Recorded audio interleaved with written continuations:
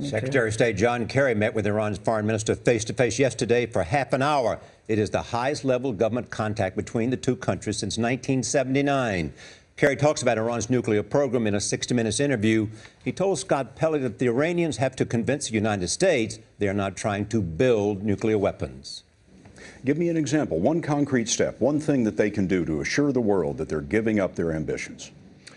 They could immediately open up inspection of the Fordow facility, a secret facility and underground in the mountains, fortified and unquestionably not something that a peaceful program would be doing. They could immediately sign the protocols, the additional protocols of the international community regarding inspections. They could offer to cease voluntarily, to take enrichment above a certain level, or keep it at a very low level because there's no need to have it at a higher level for a peaceful program. There are any number of things they could do, Scott. What bold step could the United States take right now to answer this apparent opening by the Iranians? Well, providing that the Iranians take concrete steps, I'm confident they would have an expectation that the United States is going to respond by perhaps adjusting the sanctions regime that we have today, by setting up a process that shows them how they can have this peaceful program without disturbing our efforts to make sure that no country is now going to build nuclear weapons. Scott Pelley joins us now. Good morning. Good morning, Charlie. I talked with the president of Iran this week, and I asked him exactly what he was prepared to put on the table.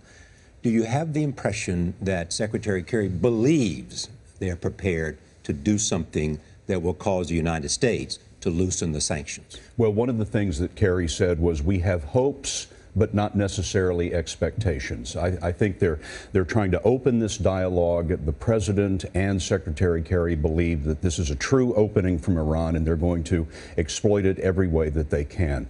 They've decided, as you know, Charlie, that there are going to be more talks on the nuclear issue in Geneva later in October, and I think that's when we're going to start to see how serious both sides are. Push. It was a key meeting on Thursday. I mean, the first time we've seen the Secretary of State sit down with the Iranian foreign minister. Our countries have not had relations for more than 30 years. But then Kerry said that he thought he could see a deal within 3 to 6 months. Overly ambitious? Well, Rouhani, the president of Iran, said that he wanted a deal in 3 to 6 months. And we asked Kerry about that, and he said, why not sooner? But then the Iranian foreign minister last night said, well, maybe we can do something in a year. So these are all areas of negotiation. But the United States is trying to essentially say to Iran, we'll be a partner with you. If you're serious about this, you'll find a willing partner in the United States.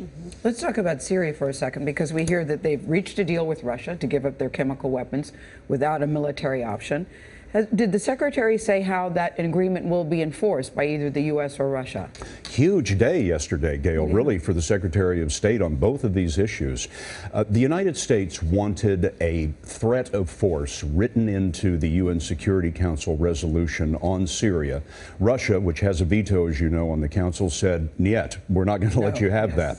So it was a big give for the United States to say, okay, we're going to drop that threat of force that we wanted. That was what happened over this week and what caused them to get the deal done.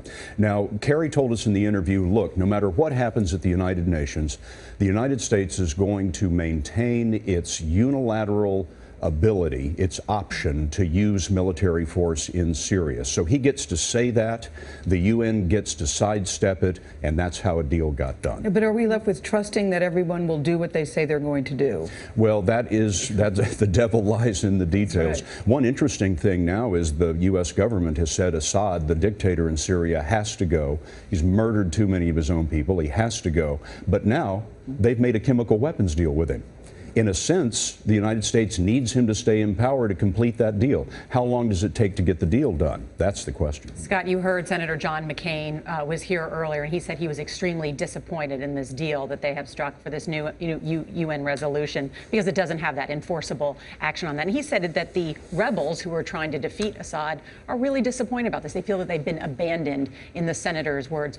Did Kerry say anything about that? I mean, this idea that the whole debate now is shifted to chemical weapons and not about armaments? arming the rebels. One of the things that Kerry hopes to do, Nora, is to make this chemical weapons deal larger and get everyone around a peace table to talk about peace.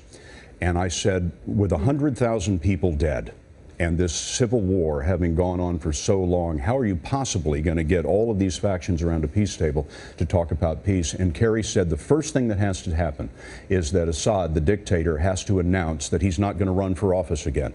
And that once that happens, you can get people to come talk about peace. And that's 2014. And that's 2014, Charlie, exactly right.